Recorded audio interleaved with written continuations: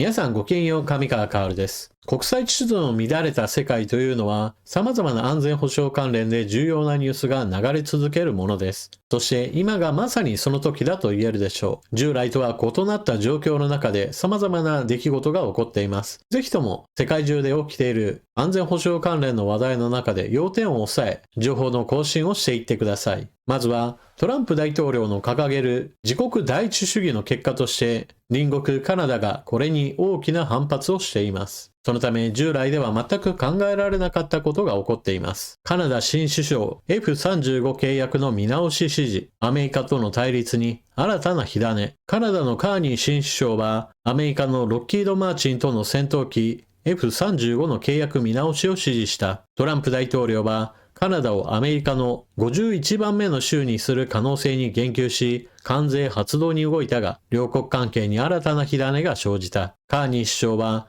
14日の就任宣誓式から数時間後に、ブレア国防相に対し、現在の F35 の契約がカナダにとって最善の投資かどうか、カナダの要求により合致する他の選択肢があるか判断するよう求めた。戦闘機の更新入れ替えのため F35 の契約88機は2023年に最終合意が成立。ロッキード・マーチンは競合他社スウェーデンのサーブとアメリカのボーイングを抑えて約2兆円相当の契約を獲得した。複数回に分割された契約でカナダは最初の16機分の資金を払っている。国防省の報道官は今後の契約分についてキャンセルされたわけではないが、現行の契約がカナダの国民と軍にとって最善の利益になるか確認する必要があると説明した。カーニー氏は与党自由党の党首選でカナダはアメリカに頼らず防衛費の振り向け先を変更すべきだと主張。2月の討論会では防衛費はこれまで8割をアメリカで使ってきたがそうではなくカナダで使うつもりだと述べていた。これまでカナダはアメリカに追従する政策をとってきて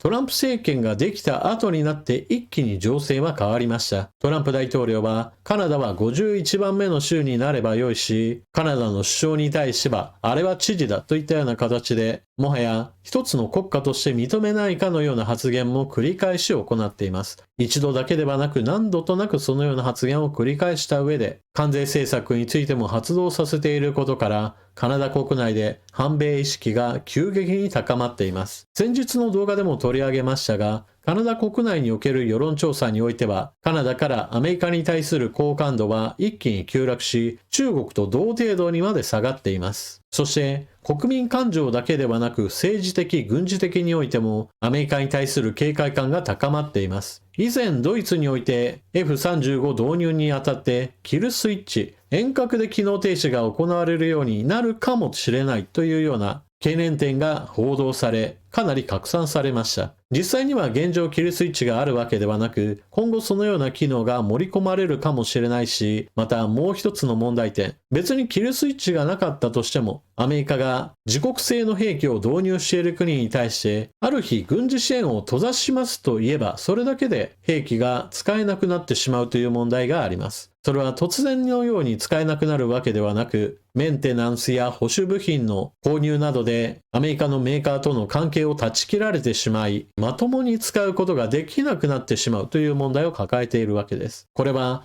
アメリカによるウクライナへの軍事支援の停止といったものが一回発表されたときに、それに伴ってヨーロッパからウクライナへと供与された F16 についても、メンテナンスの停止や保守点検部品の入手などが困難になり、実質的に使えなくなってしまうといったことが問題として浮上したのです。こうしたことがあってヨーロッパにおいてもアメリカのご機嫌を損ねるようなことがあれば、それをもってして関税を発動されるかもしれないし、軍事支援などについてもその流通経路から外されるかもしれないという懸念が大いに高まっているわけです。そのためにヨーロッパにおいてもドイツだけではなくその他の F35 導入国においても今後の関係を見直すべきではないかという話が出ているわけです。そして今回はカナダもまたそうした懸念を受けて今後の計画について検討の余地がないかを探り始めたというわけです。なお、この際、じゃあ F35 を導入するのを見直すとしたら、どこに変えるのかという話になります。現在有力候補として挙げられているのが、非アメリカ製というわけで、スウェーデンの戦闘機グリペンの名前が挙がっているそうです。今回は F35 という戦闘機の話にとどまっていますが、兵器体系全体から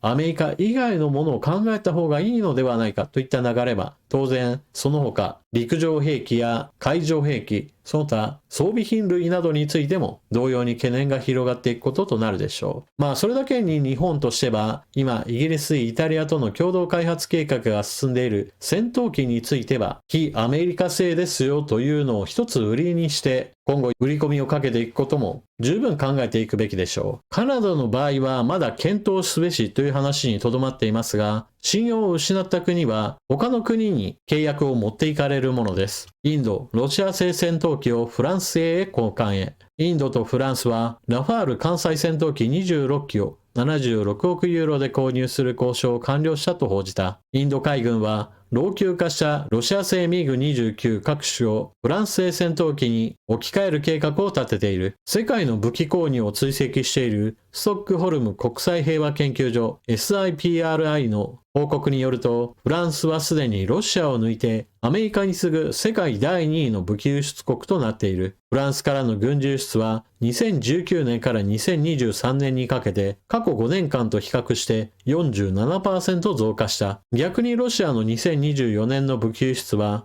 2022年と比較して47% 減少。全体として過去5年間でロシアの武器輸出は 64% 減少し、世界の武器市場におけるロシアのシェアは 7.8% に縮小した。フランスはロシアからかなりの市場シェアを奪いつつある。フランスの武器輸出の最大の割合、アジアとオセアニア諸国は 42%、さらに 34% が中東諸国に向けられた。フランスの武器の最大の重量国はインドでほぼ 30% を占めていると指摘されている。フランスの軍需メーカーダッソーは、ロシアのウクライナ戦争への関与により需要の急増に直面していると述べている。同社は2025年までにラファール戦闘機25機とファルコン戦闘機40機を納入する計画だと述べた。フランスのマクロン大統領はアメリカの F35 の代わりにフランスのラファール戦闘機を購入するよう呼びかけている。そしてロシアによるウクライナ侵略に伴って周辺諸国において従来の政策の見直しが進んでいます。ポーランドとバルト三国は対人地雷禁止条約から離脱へ。NATO 加盟国のポーランド、リトアニア、ラトビア、エストニアは1997年の対人地雷禁止条約、オタワ条約から離脱する計画を発表した。隣国であるロシアの軍事的脅威が理由。オタワ条約には160カ国以上が加盟しているが、ロシアは加盟していない。条約からの離脱で、地雷の備蓄再開が可能になる。4カ国の国防省は共同声明で、ロシア、ベラルーシと国境を接する NATO 加盟国に対する軍事的脅威は、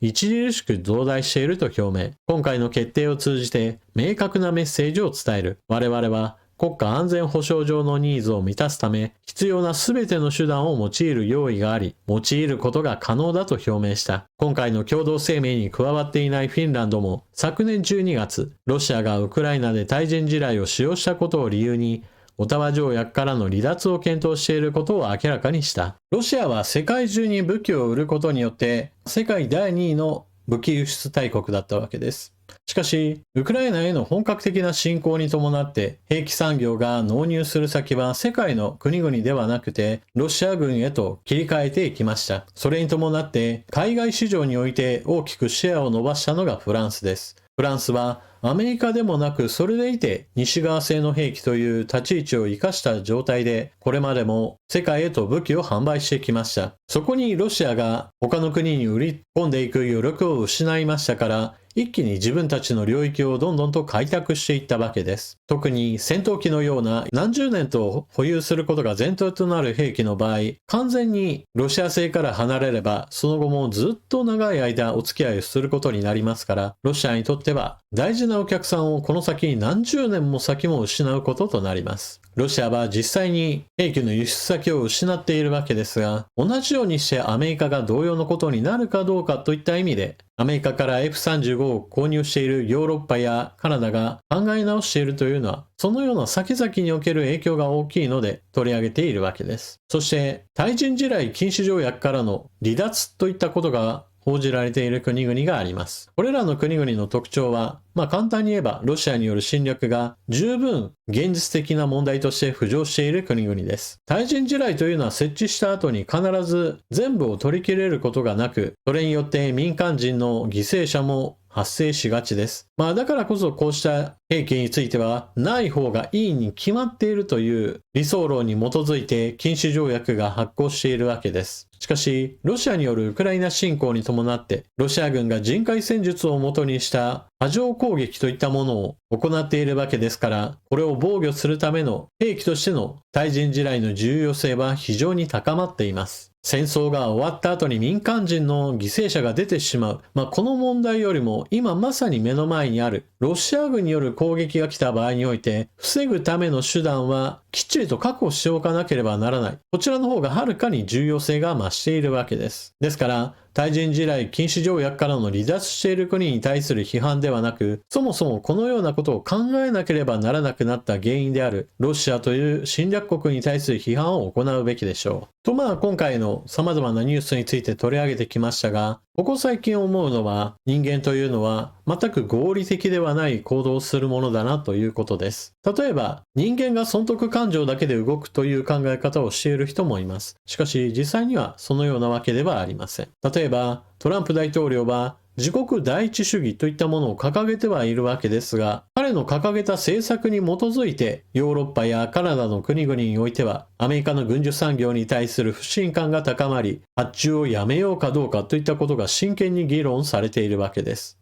これは少なくともアメリカの軍需産業にとってはプラスの出来事ではありません。ヨーロッパにおける軍需メーカーが数多くの受注を受けるであろうと考えられているのは、アメリカに対する発注ではなく、ヨーロッパの軍事装備品については、ヨーロッパの軍需メーカーが全部作るべきだという考え方がより強まっているからです。そして、ロシアの武器産業について言っても、ウクライナに侵略することによって、世界的な市場から受注を失って、武器シェアを大きく失っている。これもまた、経済合理性から言えば、全く自国産業に対するダメージを与えている行動です。もちろん、ロシアにおける軍需産業は今、政府からの大量の発注を受けてフル生産に入っているわけですが、海外の国々からお金を受け取るのと、自国が大量にお金を使って作った製品が戦場に放り込まれて次々と吹っ飛んでいくというのは、少なくとも経済合理的とは言えません。それだけに自分の思いや主義主張といったものに基づく行動といったものは、時に多くの人々に迷惑をかけるものです。ロシアによるウクライナ侵略が経済合理性のないものであるのは明らかであり、そのことから学ぶべきは、経済的に損をするから戦争をしないといったような言論は全く当てはまることのなく、中国の軍事行動においても、おそらくこの教訓は当てはまってしまうでしょう。中国による軍事行動によって必